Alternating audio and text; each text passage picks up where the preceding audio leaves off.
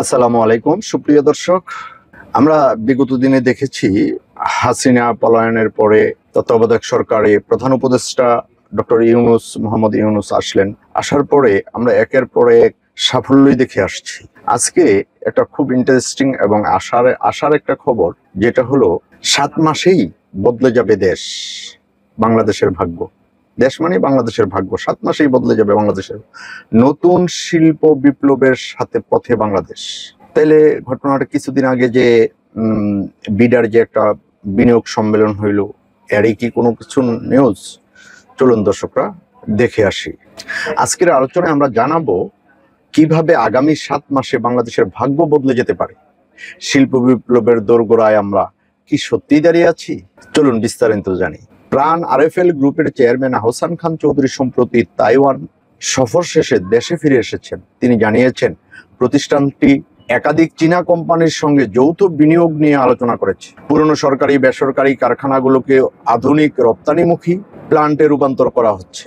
যেমন রংপুরের পুরানো তামাক কারখানা এখন জুতা তৈরির প্লান্ট, রাজশাহীর পুরানো পাটকল এখন রপ্তানি ইউনিটে রূপান্তরিত হয়েছে। তো আশার আলো, এরকমটা তো হওয়া উচিত। বিশ্ব বাণিজ্যের পরিবর্তনের গ্রাফিক্স, যুক্তরাষ্ট্র ও দক্ষিণ এশিয়ার মানচিত্র। বিশ্ব বাণিজ্যের চেহারা বদলে যাচ্ছে। যুক্তরাষ্ট্রের নতুন নীতির কারণে উৎপাদন পূর্ব এশিয়া থেকে সরছে দক্ষিণ এশিয়ার দিকে। এই পরিবর্তনের ফলে বাংলাদেশে উঠে আসার সুযোগ পেয়েছে। শফিকুল আলম লিখেছেন, এখানকার new York Times, financial Times বা ওয়াল স্ট্রিট জার্নাল দেখলেই বোঝা যায় পুরানো বাণিজ্য ব্যবস্থা ভেঙে পড়েছে। এখন নতুন সুযোগ এসেছে। বাংলাদেশে সেই সুযোগ নিতে পারবে কিনা, এটাই বড় প্রশ্ন। আর যদি নাই বা না পারলে আমরা 7 মাসের মধ্যে আমাদের পরিবর্তনটা আসবে কিভাবে? শিল্প বিপ্লবটা ঘটবে কিভাবে? সরকার চট্টগ্রাম বন্দরের সক্ষমতা 6 গুণ বাড়ানোর পরিকল্পনা নিয়েছে।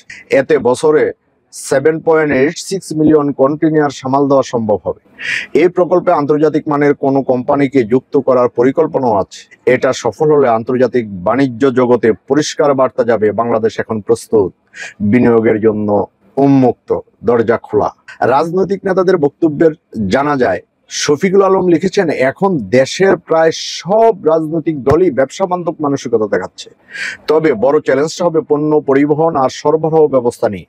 যদি আমরা দ্রুত রপ্তানি করতে না পারি, তাহলে এই সম্ভাবনাও শেষ হয়ে যেতে পারে। বিশ্বের আরেক দেশ যেমন ভিয়েতনাম, কোরিয়া, সিঙ্গাপুর রপ্তানি দিয়ে ধনী হয়েছে, অথচ দক্ষিণ এশিয়া পিছিয়ে থেকেছে। এখন আমাদের সামনে বড় একটা সুযোগ এসেছে। আমাদের উচিত এই সুযোগ কাজে লাগানো। আমাদের দেশের শ্রমিকরা পরিশ্রম ও দক্ষ। যদি আমরা সঠিকভাবে পরিকল্পনা করি এবং অবকাঠামো উন্নয়ন করি, তাহলে আমরা এই শিল্প বিপ্লবের সুযোগ নিতে পারবো। তো আমাদের অবকাঠামো এবং পরিবহন, যাতায়াত, দ্রুত ডেলিভারি দেওয়া, এগুলি যদি আমরা নাই পারি, তা আমরা বিপ্লবের দিকে এগোবো কিভাবে? আমাদের এগুলি থেকেই সবচাইতে চট্টগ্রাম বড় একটা হাব হচ্ছে, শিল্প বিনিয়োগের একটা হাব হচ্ছে। তো যদি এরকম ভাবে, আর ভারত পাকিস্তানের তো এখন যুদ্ধ অবস্থার মতো অবস্থা। এ মাসে চীনের বাণিজ্য মন্ত্রী 100 বিনিয়োগকারী নিয়ে, ব্যবসায়ী নিয়ে আসার কথা বাংলাদেশে। কি হয় ভবিষ্যতে বলে দেবে। কিন্তু আমাদেরকে রোড ম্যাপ অনুযায়ী একদম সঠিকভাবে আমাদেরকে অগ্রসর হতে হবে। তা না হলে এই একটা বড় সুযোগ। আমার বিশ্লেষণ অনুযায়ী আমরা যদি এই সুযোগ কাজে লাগাতে পারি, তাহলে আগামী 7 মাসেই বাংলাদেশের ভাগ্য বদলে যেতে পারে। তবে এর জন্য প্রয়োজন সঠিক পরিকল্পনা, অবকাঠামো উন্নয়ন এবং রাজনৈতিক স্থিতিশীলতা। দর্শক, আজকের আলোচনায় আমরা জানলাম কিভাবে আগামী 7 মাসে বাংলাদেশের ভাগ্য বদলে যেতে পারে। আপনারা কি মনে করেন আমরা এই সুযোগ কাজে লাগাতে পারবো? কমেন্টে জানাতে ভুলবেন না।